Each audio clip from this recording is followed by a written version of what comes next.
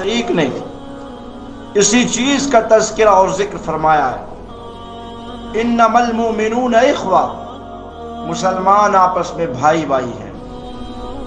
یہ اللہ رب العالمین کا پاک کلام اور اللہ رب العالمین کا پاک ارشاد ہے۔ مسلمان چاہے وہ کسی طبقے سے تعلق رکھنے والا ہو، کسی قوم اور قبیلے سے تعلق رکھنے والا ہو، وہ سارے کے سارے برابر ہیں۔ اور پھر اللہ رب العالمین نے ایک فضیلت عطا کی ہے، اور وہ یہ فضیلت یہ ہے کہ قوم کے لحاظ سے کوئی کسی سے آگے نہیں بڑھ سکتا، کسی خاندان کے لحاظ سے کوئی کسی سے قیمتی اور اعلیٰ نہیں ہے،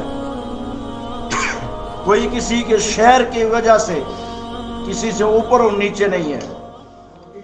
فضیلت، رتبہ اور بڑائی اگر کسی کو حاصل ہے تو وہ ان اکرمکم عند اللہ اتقاکم، جو اللہ سے زیادہ ڈرتا ہے، اللہ رب العالمین کے عبادت میں اپنا وقت زیادہ لگاتا ہے، اللہ رب العالمین سے محبت زیادہ کرتا ہے، اسے فضیلت حاصل ہے، اسے برتری حاصل ہے۔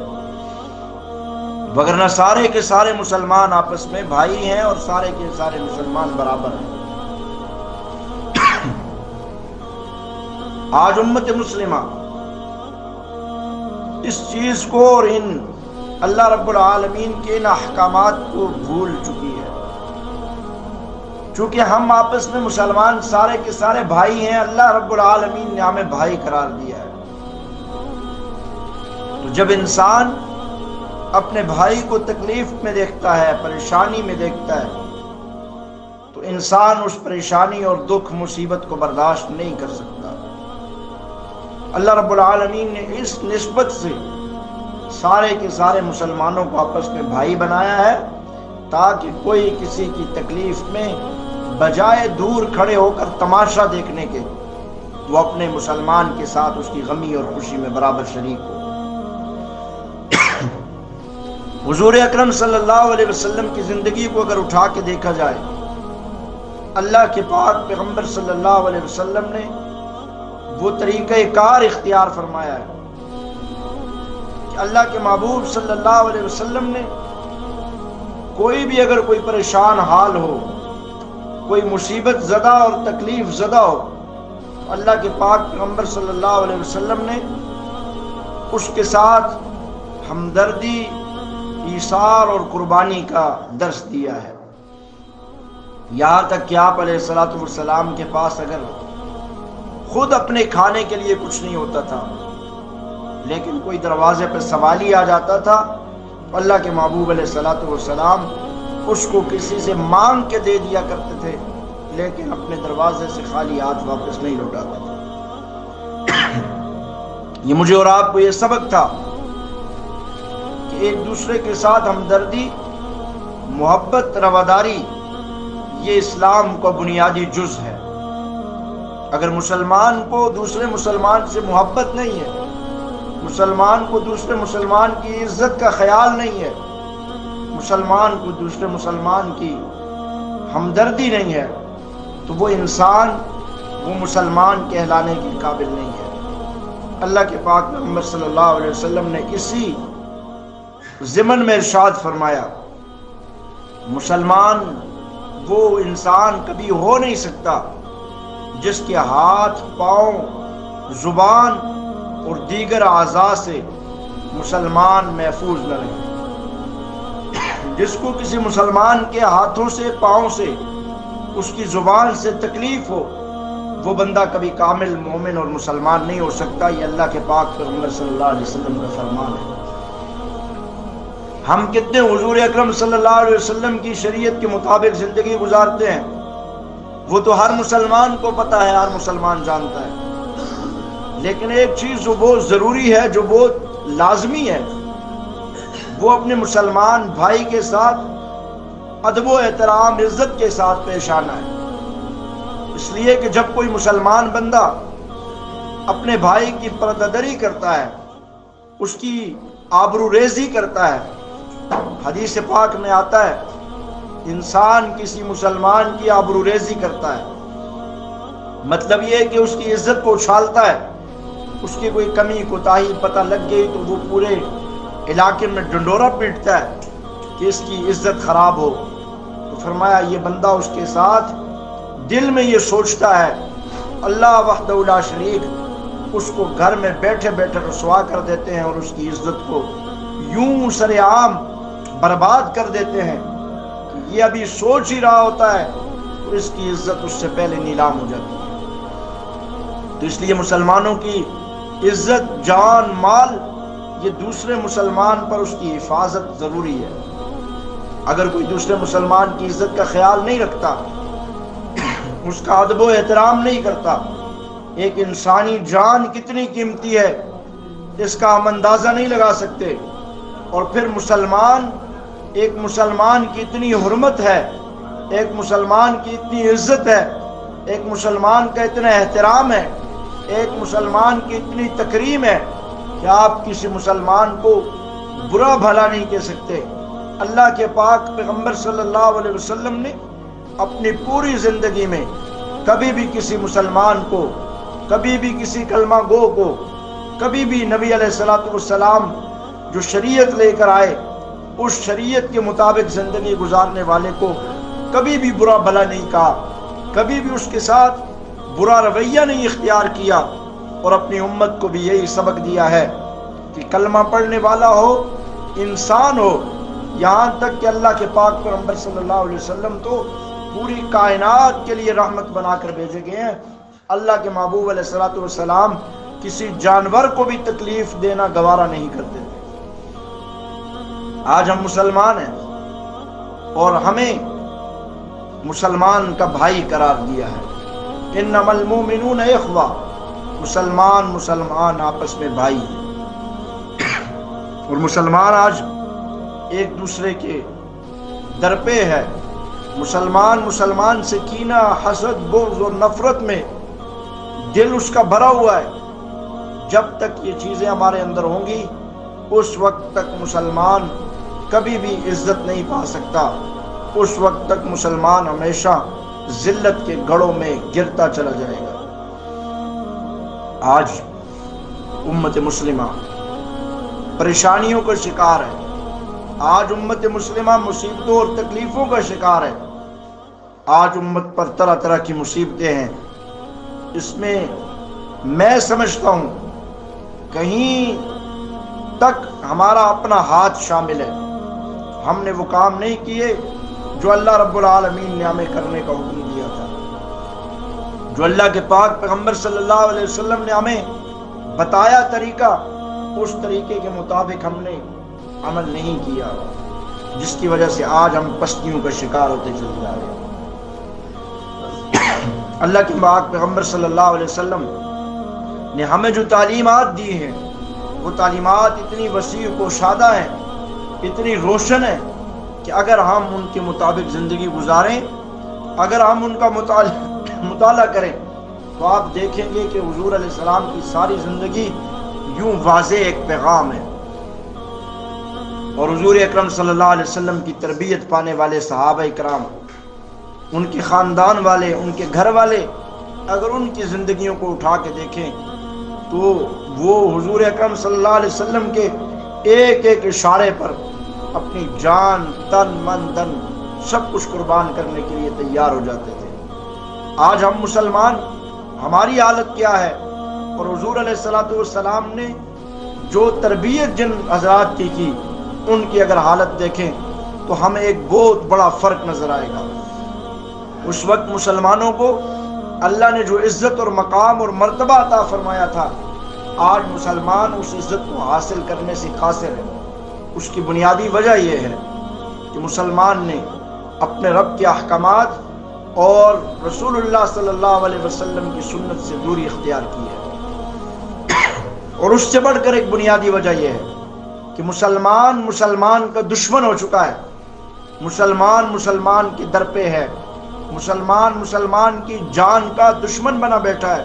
مسلمان کی عزت کا دشمن بنا بیٹھا ہے. مسلمان کی جائیداد، مال کا دشمن بن کے بیٹھا ہے، جس کی وجہ سے آج مسلمان ذلت کا شکار ہے. اور صحابہ کرام رضوان اللہ علیہ مجمعین وہ اپنی جانیں قربان کر دیتے اپنے مسلمان بھائیوں کے لیے، وہ اپنے مال قربان کر لیتے، یہاں تک کہ سارا کچھ قربان کر دیتے اپنے دوسرے مسلمان بھائی کے لیے۔ تاریخ میں، سیرت میں واقعہ ملتا ہے کہ اللہ کے پاک پیغمبر صلی اللہ علیہ وسلم کے پاس ایک مہمان آیا۔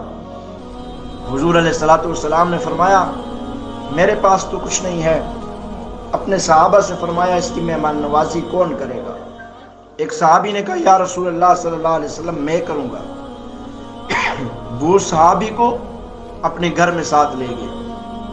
جب گھر میں لے کے گئے تو گھر میں کھانے کے لیے کچھ نہیں تھا، بچوں کے لیے کچھ تھوڑا بہت تھا۔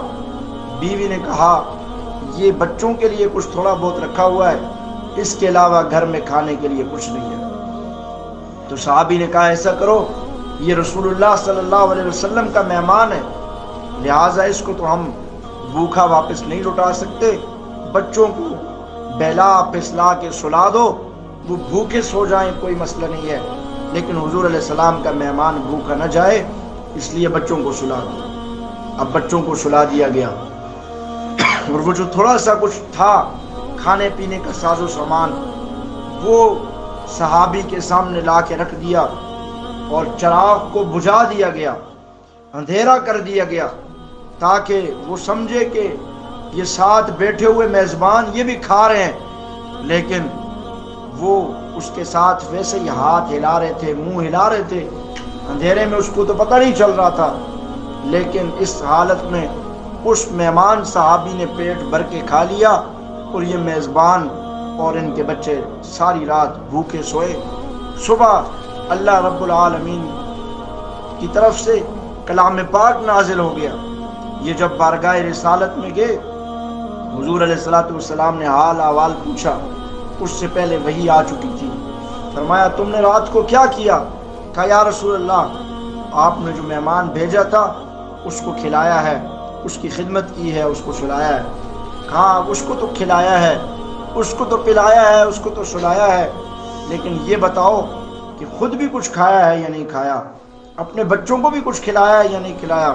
تو کہنے لگے یا رسول اللہ صلی اللہ علیہ وسلم آپ کا مہمان تھا، ہم خود بھوکے رہے اس لیے کہ ہمارے پاس تھوڑا سا ہی کھانے کا ساز و سامان تھا، تو ہم نے ان کے سامنے رکھ دیا، تو اس لیے ہم نے خود کچھ نہیں کھایا۔ اللہ کے پاک پیغمبر صلی اللہ علیہ وسلم نے فرمایا اللہ کو یہ تیری ادا اتنی پسند آئی ہے کہ قرآن کریم کی آیات اللہ نے بنا کے نازل کی ہیں، یؤثرون علی انفسہم ولو کان بہم خصاصہ۔ ایسے لوگ اللہ کے پاک پیغمبر صلی اللہ علیہ وسلم کی جماعت میں موجود ہیں کہ جو خود بھوکا رہتے ہیں اور اپنے اوپر دوسرے مسلمانوں کو ترجیح دیتے ہیں۔ یہ مسلمانوں کا شیوا تھا، یہ مسلمان ہوا کرتا تھا۔ مسلمان جب ایسا تھا اللہ کی رحمتیں برکتیں ان پہ نازل ہوا کرتی تھی، اللہ کی مدد و نصرت ان کی طرف متوجہ ہوا کرتی تھی۔ آج مسلمان کی حالت کیا ہے؟ میں دیکھتا ہوں کہ صحابہ اکرام رضوان اللہ علیہ مجمعین ایک دوسرے پہ جان نثار کرنے والے تھے۔ کاش کہ مسلمان بھی آج کا مسلمان بھی اپنے مسلمان بھائی پہ جان نہ قربان کرے، مال نہ قربان کرے، اس پہ یہ سارا کچھ نہ کرے، صرف اتنا کرے کہ اس کی جان، اس کی مال اس کا پیچھا چھوڑ دے، اپنے اس کو کم از کم اگر فائدہ نہیں پہنچا سکتا تو نقصان نہ پہنچا دے۔ اس دور میں اتنا کرنے والا بھی بہت بڑا مسلمان ہے اور بہت بڑے اجر و ثواب کو مستحق ہے۔ اللہ کے پاک پیغمبر صلی اللہ علیہ وسلم نے فرمایا کامل مومن اور مسلمان وہ نہیں ہو سکتا جس کے ہاتھ، پاؤں اور اس کی زبان سے دوسرے مسلمان محفوظ نہ رہے۔ آج ہم اپنی حالت دیکھیں، آج ہم عبادتیں بھی بڑی کرتے ہیں، روزے بھی رکھ لیتے ہیں، نماز، حج، زکوٰۃ بھی کر لیتے ہیں، لیکن اپنے مسلمان بھائی وہ ہم سے تنگ ہوتے ہیں۔ اور انہی کے بارے میں اللہ کے پاک پیغمبر صلی اللہ علیہ وسلم نے فرمایا، صحابہ کرام کی محفل لگی ہوئی تھی، تو حضور علیہ السلام نے فرمایا بتاؤ دنیا کا سب سے بڑا مفلس ترین شخص کون ہے؟ فرمایا یا رسول اللہ مفلس غریب ہے، غریب وہ ہے جس کے پاس مال و دولت نہیں ہے، جائیداد نہیں ہے، کھانے کے لیے کچھ نہیں ہے، رہن سہن کے لیے مکان نہیں ہے، چھت نہیں ہے۔ اللہ کے پاک پیغمبر وہ دنیا کا غریب ترین شخص ہے۔ آپ علیہ السلام نے فرمایا نہیں نہیں، یہ غریب نہیں ہے، غریب ترین مفلس ترین بندہ وہ ہے جو دنیا سے اتنی نیکیاں لے کر جائے گا کہ زمین و آسمان کا سارا خلا اس کی نیکیوں سے پر ہوگا، لیکن جب قیامت میں اللہ کے سامنے یوم حساب کھڑا کیا جائے گا تو اس سے پوچھا جائے گا ہاں بھائی کیا لے کر آئے ہو؟ وہ کہے گا اللہ اتنی نیکیاں لے کر آیا ہوں کہ زمین و آسمان کا خلا پر ہے۔ رب فرمائیں گے اچھا، اتنے میں ایک بندہ آئے گا، وہ کہے گا یا رب العالمین اس بندے نے میرا حق دینا ہے۔ اللہ رب العالمین فرمائیں گے اچھا یہاں کھڑے ہو جاؤ، تمہیں تمہارا حق ملے گا۔ اتنے میں دوسرا بندہ آ جائے گا، ایک لائن لگ جائے گی، ان سب کو اللہ رب العالمین اس کی نیکیوں میں سے نیکیاں اٹھا کے دیتے چلے جائیں گے، یہاں تک کہ حق کا مطالبہ کرنے والے اور باقی کھڑے ہوں گے۔ کوئی کہے گا میرے ساتھ اس نے ظلم کیا ہے، کوئی کہے گا زیادتی کی ہے، کوئی کہے گا مجھے گالم گلوچ کی ہے، کوئی کہے گا برا بھلا کہا ہے، کوئی کہے گا میری زمین غصب کی ہے، کوئی کہے گا میرے ساتھ اس نے ناجائز ظلم کیا ہے۔ اب ان لوگوں کو اس کی نیکیاں دی جائیں گی یہاں تک کہ اس کی ساری نیکیاں ختم ہو جائیں گی۔ لوگ پھر بھی موجود ہوں گے اور مطالبہ کر رہے ہوں گے یا رب العالمین ابھی تو ہمارا حساب کتاب باقی ہے، اس نے ہمارا بھی حساب دینا ہے، ہمارے ساتھ بھی اس نے ظلم و زیادتیاں کی تھی۔ اللہ فرمائیں گے اچھا اس کی نیکیاں تو ختم ہو گئی ہیں، چلو ایسا کرتے ہیں تمہارے جو گناہ ہیں وہ اس کے سر پہ ڈالتے ہیں، اور فرمایا کہ ان لوگوں کے گناہ اس کے سر پہ ڈالتے جائیں گے یہاں تک کہ جو ایک بندہ زمین اور آسمان کے سارے خلا جتنی نیکیاں لے کر آیا تھا وہ خلا اس کا گناہوں سے پر ہو جائے گا، لوگوں کے گناہ بھی اس کے سر پہ آ جائیں گے، اور یہ اکیلا تنہا بغیر نیکیوں کے گناہوں کی گٹھڑی اٹھائے کھڑا ہوگا۔ اللہ کے پاک پیغمبر صلی اللہ علیہ وسلم نے فرمایا یہ شخص غریب ترین شخص ہے جو نیکیاں تو بہت لے کر گیا لیکن نیکیوں کو سنبھال نہیں سکا۔ نیکیاں کی، نماز پڑھی، باہر گیا جھوٹ بول دیا، نیکی ضائع۔ نماز پڑھی، روزہ رکھا، باہر گیا گالم گلوچ کر دی، نیکیاں ضائع۔ روزہ رکھا، باہر گیا جھوٹ بول دیا، غیبت کر دی، چغلی کر دی، گناہ سر پہ آ گیا اور نیکی برباد ہو گئی۔ یہاں تک کہ بندہ برے عمل کرتا رہتا ہے، اس کی نیکیوں کی وہ جو جزا ہوتی ہے، جو ثواب ہوتا ہے وہ ضائع ہوتا چلا جاتا ہے۔ اس لیے فرمایا وہ شخص غریب ہے، وہ شخص مفلس ہے جو نیکیوں کے بہت بڑا انبار لے کر جائے گا، لیکن اس نیکیوں کے بجائے وہ میدان حشر میں گناہوں کے انبار اٹھا لے گا اور نیکیاں اس کی لوگوں میں تقسیم ہو جائیں گی۔ آج ہمارا بھی حال کچھ یہی ہے، ہم میں اگر کچھ لوگ نماز پڑھتے بھی ہیں، روزہ رکھتے بھی ہیں، اللہ کو مناتے بھی ہیں، اللہ کے سامنے جھکتے بھی ہیں، لیکن ہمارے اندر بہت بڑی خامی ہے۔ وہ خامی یہ ہے کہ ہم مسلمان بھائی کے ساتھ ضد ہم کرتے ہیں، بخیلی ہم کرتے ہیں، ہم بخل کنجوسی ہم کرتے ہیں، اور عداوت ہم کرتے ہیں، نفرت ہم کرتے ہیں۔ حالانکہ اللہ رب العالمین نے فرمایا الخلق و عیال اللہ، یہ ساری کی ساری مخلوق میرا کنبہ ہے، اور جو ان کے ساتھ محبت کرے گا میں رب اس سے محبت کروں گا، اور جو میرے کنبے والوں کے ساتھ، میرے خاندان والوں کے ساتھ نفرت کرے گا، بغض رکھے گا، میں اس کے ساتھ بغض کا اعلان کرتا ہوں، میں اس سے نفرت کروں گا، میں اس سے بغض رکھوں گا۔ اب جس سے رب بغض رکھے، جس سے رب نفرت کرے، وہ کتنا مبغوض ترین شخص ہوگا، وہ کتنا نفرتوں کے قابل بندہ ہوگا جس سے اس کا رب بھی نفرت کرتا ہے۔ آج ہم اپنے مسلمان بھائیوں کے ساتھ، آج ہم اپنے پڑوسیوں کے ساتھ، اپنے رشتہ داروں کے ساتھ، اپنے گھر والوں کے ساتھ، محلے والوں کے ساتھ، بستی والوں کے ساتھ اپنے رویے ہمارے درست نہیں ہیں۔ اگر ہمارے اخلاق درست ہو جائیں، یہ اخلاق ہے، اور اخلاق کا جو چیپٹر ہے وہ اتنا بڑا ہے، وہ اتنا بہترین عمل ہے۔ فرمایا کل قیامت کے دن سارے اعمال تولے جائیں گے، نماز کا عمل بھی تلے گا، روزہ بھی تلے گا، حج بھی تلے گی، زکوٰۃ بھی تلے گا، اس سارے کے سارے اعمال کو تولا جائے گا۔ اللہ کے پاک پیغمبر صلی اللہ علیہ وسلم نے فرمایا اعمال میں سب سے وزنی جو چیز ہوگی وہ انسان کے اچھے اخلاق ہوں گے۔ آج ہم اخلاق کی کس سطح پہ ہیں؟ اور ہم اخلاق سمجھتے کس کو ہیں؟ ہم اخلاق اس کو سمجھتے ہیں کہ جو آپ کے ساتھ 2 باتیں اچھی کرے اس کے ساتھ آگے 4 باتیں اچھی کر دو، اس کو اچھائی کا جواب اچھائی میں دے دو۔ حضور علیہ السلام چونکہ اخلاق پہ اور حقوق العباد پہ بہت زور دیا کرتے تھے، تو صحابہ اکرام رضوان اللہ علیہ مجمعین نے پوچھا اللہ کے پاک پیغمبر اخلاق کیا ہے؟ آپ کہتے ہیں کہ اخلاق بہت زیادہ، آپ اخلاق پہ ہمیں جو ہے وہ وصیت کرتے ہیں، آپ نصیحتیں کرتے ہیں، بتائیں اخلاق کس کو کہتے ہیں؟ چند الفاظ میں بتائیں تاکہ ہمیں اخلاق وہ یاد ہو کہ اخلاق کا مطلب کیا ہے، اخلاق کیا چیز ہے، ہم نے کس طرح اس کو اپنانا ہے۔ اللہ کے پاک پیغمبر صلی اللہ علیہ وسلم نے 3 جملوں کے اندر اخلاق کو سمجھایا ہے۔ اخلاق کس کو کہتے ہیں؟ فرمایا سل من قطعک واعف عن من ظلمک واحسن من اساء الیک۔ اخلاق اس چیز کا نام ہے کہ جو تمہارے ساتھ ظلم کرے اس کے ساتھ اچھائی کرو۔ سل من قطعک، جو تمہارے ساتھ قطع تعلق کرے اس کے ساتھ جوڑو۔ جوڑنے والے کے ساتھ تو ہر کوئی جوڑتا ہے۔ آپ کے ساتھ کوئی محبت سے بولے گا، آپ اس کے ساتھ محبت سے بولتے ہیں، اس کو اخلاق نہیں کہا جاتا۔ اخلاق اللہ کے پاک پیغمبر نے فرمایا سل من قطعک، جو تم سے توڑتا ہے اس کے ساتھ جوڑو، اس کا نام اخلاق ہے۔ واعف عن من ظلمک، جو تمہارے اوپر ظلم کرتا ہے اس کو معاف کرو، یہ اخلاق ہے۔ واحسن من اساء الیک، جو تمہیں نہیں دیتا اس کو عطا کرو، یہ اخلاق ہے۔ جس نے کچھ دینے سے تمہیں اپنا ہاتھ روک لیا اور تم نے پھر بدلے میں یہ نہیں کہا کہ اس نے مجھے نہیں دیا، اس نے مجھے شادی پہ نہیں بلایا، اس نے مجھے دعوت پہ نہیں بلایا، اس نے مجھے کھانے پہ نہیں بلایا، لہٰذا میں بھی نہیں بلاؤں گا۔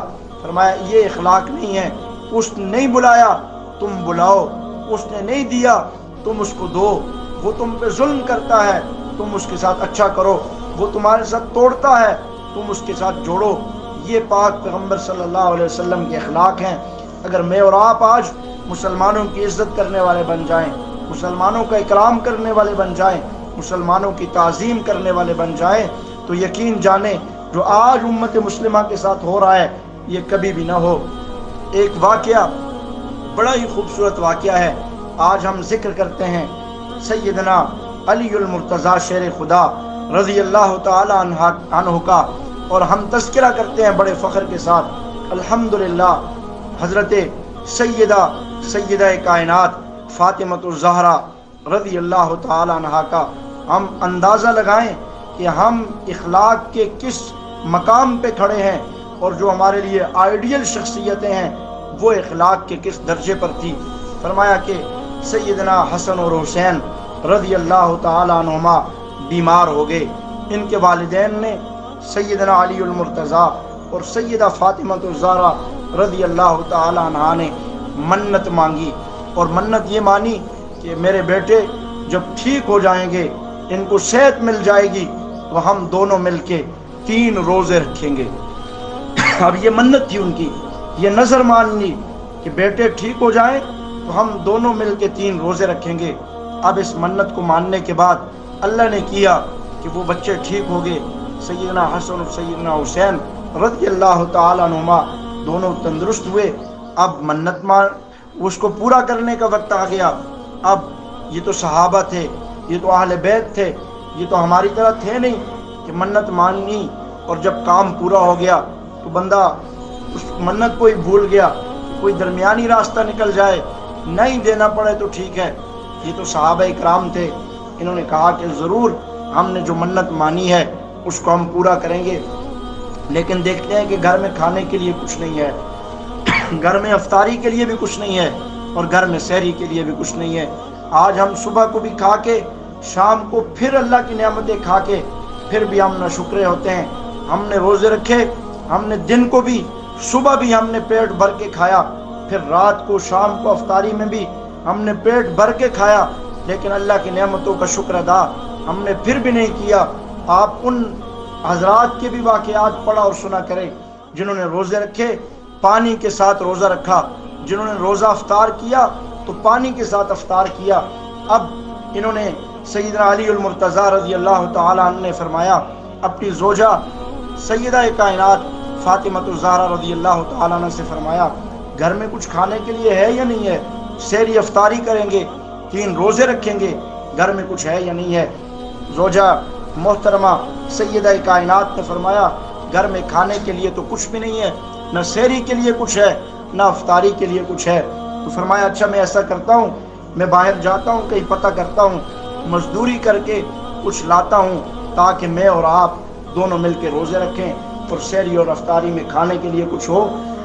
ذرا دل پہ ہاتھ رکھ کے سوچیں، ہماری دسترخوانوں پہ سینکڑوں نعمتیں رکھی ہوئی ہوتی ہیں، 1-2 چیزیں نہیں، 10-10 12-12 چیزیں رکھی ہوتی ہیں، لیکن ہم پھر بھی نخرے کرتے ہیں، ہم پھر بھی اللہ کی نعمتوں کا شکر ادا نہیں کرتے۔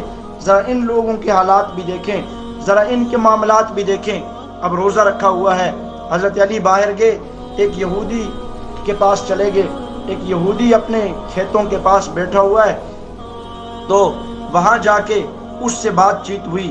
اس نے کہا علی ایسا کرو کہ تم میرے کھیتوں میں کام کرو، اور مجھے پتہ ہے کہ محمد الرسول اللہ صلی اللہ علیہ وسلم کی جو بیٹی ہیں فاطمہ، وہ ان کے پاس وہ چرخہ ہے جس سے وہ رسیاں بنا سکتی ہیں، یہ میرے پاس سوت کا یہ دھاگا ہے، اس سے وہ رسی بنا دیں، اور تم یہاں پہ میرے کھیتوں میں کام کرو، شام کو میں تمہیں کھانے پینے کے لیے کچھ دے دوں گا جس سے تم سحری بھی کر لو گے، افطاری بھی کر لو گے۔ فرمایا حضرت علی رضی اللہ تعالیٰ نے قبول کیا کہ ٹھیک ہے میں تمہارے کھیتوں میں کام کروں گا۔ یہ کون کام کرنے والا ہے جسے شیر خدا کہا جاتا ہے؟ یہ کون کھیتوں میں کام کر رہا ہے جسے اسد اللہ کہا جاتا ہے؟ یہ کون کھیتوں میں کام کر رہا ہے جسے اللہ کا شیر کہا جاتا ہے؟ یہ کون ہے؟ جنتی نوجوانوں کے سردار ان کا والد ہے۔ یہ کون ہے؟ یہ بہادر ہے جس سے لوگ 100 مل کے اس قلعہ خیبر کو نہیں اکھاڑ سکتے تھے۔ علی رضی اللہ تعالیٰ نے ایک ہاتھ سے اس خیبر کے دروازے کو اکھاڑ پھینکا۔ یہ وہ علی المرتضیٰ ہے، یہودی کے کھیت میں کام کر رہا ہے، اور وہ اون لا کے سیدہ کائنات فاطمہ الزہرا رضی اللہ تعالیٰ عنہا کو دیا۔ وہ گھر میں چرخہ چلا کے وہ رسیاں بنا رہی ہے۔ اب شام ہوئی، جب مزدوری کا وقت ختم ہوا، اس یہودی نے کچھ تھوڑا بہت غلہ دیا، انہوں نے آ کے روٹیاں بنائی، اپنے سامنے سالن رکھا۔ اب کھانے کے لیے جو دسترخوان پہ بیٹھے، افطاری کا وقت ہے، دسترخوان پہ جو تھوڑا کچھ اس نے دیا تھا وہ سامنے رکھا ہوا ہے۔ دروازے پہ دستک ہوتی ہے، پوچھا جاتا ہے من دق الباب، علی کے دروازے پہ آنے والا کون ہے؟ جواب ملتا ہے میں مسکین ہوں، میں سوالی ہوں، میں آواز لگا رہا ہوں، آج اتنے دنوں سے میں نے کچھ کھایا نہیں ہے۔ سنا ہے علی المرتضیٰ سخاوت کے پیکر ہیں، سخاوت ان پہ ختم ہوتی ہے۔ اے علی میں نے سنا ہے تیرے دروازے سے کوئی خالی نہیں جاتا، علی میں تیرے سامنے سوال کرتا ہوں کہ مجھے کچھ کھانے کے لیے دے دو۔ اب دیکھیں وہ مانگنے کس سے آیا تھا؟ حضرت سیدنا علی المرتضیٰ نے سارا دسترخوان لپیٹا، دن بھر مزدوری کی، اور ان کی زوجہ نے سیدہ کائنات نے رسیاں بنا کے شام کو کچھ کھانے کے لیے میسر کیا۔ تو انہوں نے شام کو جب سوالی آیا، وہ دسترخوان اٹھایا، وہ سارے کا سارا دسترخوان لپیٹا اور اپنے غلام قمر کو کہا جاؤ یہ جا کے اس مسکین کو دے دو۔ وہ مسکین کو دے دیا۔ اگلے دوسرے دن پھر روزہ تھا، پھر یوں ہی ہوا، دن بھر کھیتوں میں علی کام کر رہا ہے اور سیدہ کائنات گھر میں رسیاں بنا رہی ہیں۔ شام کو جا کے جب اپنے اس کو دیا، مالک کو دیا کہ یہ لو تمہاری رسیاں بھی بن گئی ہیں، تمہارے کھیتوں میں کام بھی ہو گیا ہے۔ شام کو اس نے پھر وہ غلہ دیا، انہوں نے لا کے شام کو پھر کچھ پکایا۔ اتنے میں دروازے پہ پھر دستک ہوئی۔ اب یہ دوبارہ دسترخوان پہ بیٹھے ہوئے ہیں، افطاری کریں گے، چلو کل افطاری نہیں کر سکے آج تو کر لیں گے۔ آج پھر دروازے پہ کوئی آ گیا ہے، دستک ہوئی، پوچھا من دق الباب، علی کے دروازے پہ آنے والا کون ہے؟ کہنے لگا میں یتیم ہوں اور آج اتنے دنوں سے کچھ کھایا نہیں ہے، میری ماں بھی بھوکی ہے اور مجھے کچھ کھانے کے لیے چاہیے۔ سنا ہے کہ علی کے دروازے سے کوئی خالی نہیں جاتا، علی مجھے کچھ چاہیے۔ حضرت علی رضی اللہ تعالیٰ نے بغیر کسی سوال و جواب کے اپنے غلام سے کہا کہ اٹھاؤ اس دسترخوان کو اور اسی طرح اٹھا کے سوالی کو دے دو، جاؤ اس یتیم کو دے دو۔ آج بھی ہم کوئی بات نہیں ہے، ہم پانی کے ساتھ روزہ رکھ بھی لیں گے، پانی کے ساتھ روزہ کھول بھی لیں گے، لیکن ہمارے دروازے سے یہ سوالی خالی نہیں جانا چاہیے۔ دوسرے دن اٹھا کے دسترخوان سوالی کے مسکین اس یتیم کے حوالے کر دیا۔ اب تیسرا دن آیا، کیونکہ نظر مانی تھی کہ 3 روزے رکھیں گے، تیسرے دن پھر روزہ تھا، پھر دن بھر اس یہودی کے کھیت میں کام کیا، اور سیدہ کائنات نے اس یہودی کے لیے رسیاں بنائی۔ سارا دن کام کرنے کے بعد شام کو دسترخوان پہ افطاری کے لیے پھر بیٹھے، پھر ایک دستک ہوئی، پوچھا کون ہے علی کے دروازے پہ آنے والا؟ کہا میں قیدی ہوں، آج ہی رہا ہوا ہوں، بہت دن ہوئے کچھ کھایا نہیں ہے، علی سنا ہے تمہارے دروازے سے کوئی خالی نہیں جاتا، مجھے کچھ کھانے کے لیے دو۔ حضرت علی نے اپنے غلام سے کہا دسترخوان لپیٹو اور سارے کا سارا دسترخوان جا کے اس اسیر کو دے دو، اس کو دے دو جو قیدی ہے۔ سارے کا سارا دسترخوان اٹھا کے دے دیا گیا۔ حضرت علی حضور علیہ السلام کی صبح محفل میں حاضر ہوئے، پوچھا ہاں علی کہاں سے آئے ہو؟ کہا یا رسول اللہ گھر سے آیا ہوں، 3 دن روزہ رکھا تھا، بچے بیمار تھے، بس ابھی واپس آیا ہوں۔ پوچھا علی کیا روزہ افطار کیا ہے؟ کہا یا رسول اللہ ہاں افطار کر لیا ہے۔ کہا کچھ کھایا پیا ہے؟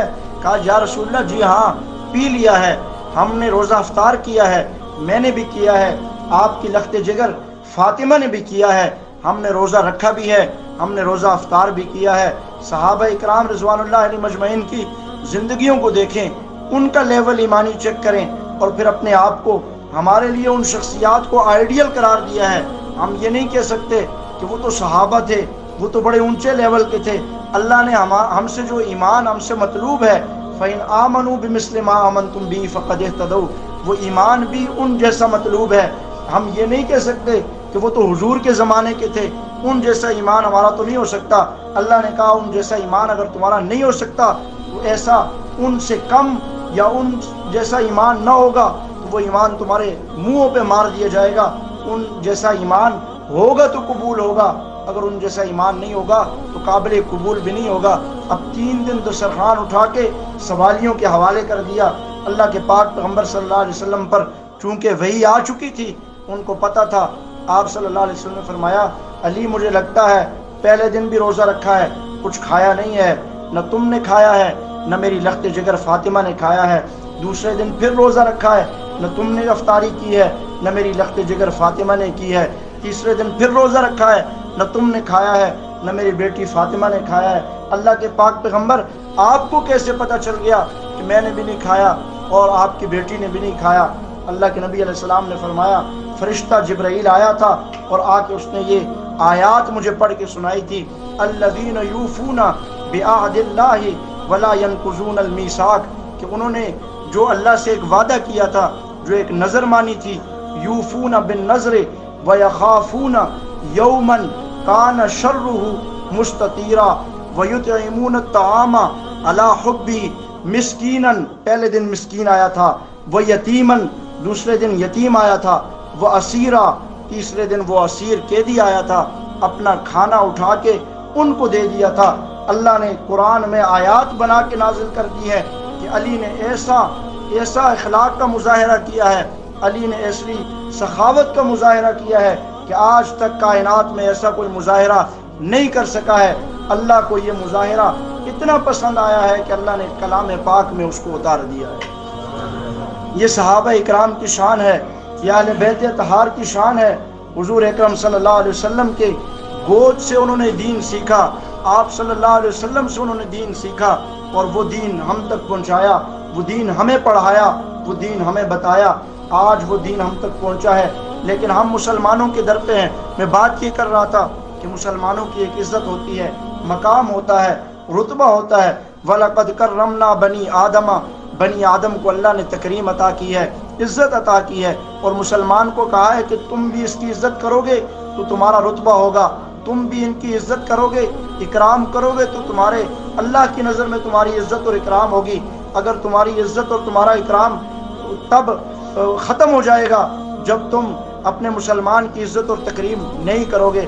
آج ہم مسلمان ایک دوسرے کی ٹانگیں کھینچتے ہیں، ایک دوسرے کے ساتھ بغض رکھتے ہیں، نفرت اور عداوت میں اپنے دل ہم نے بھرے ہوئے ہوتے ہیں۔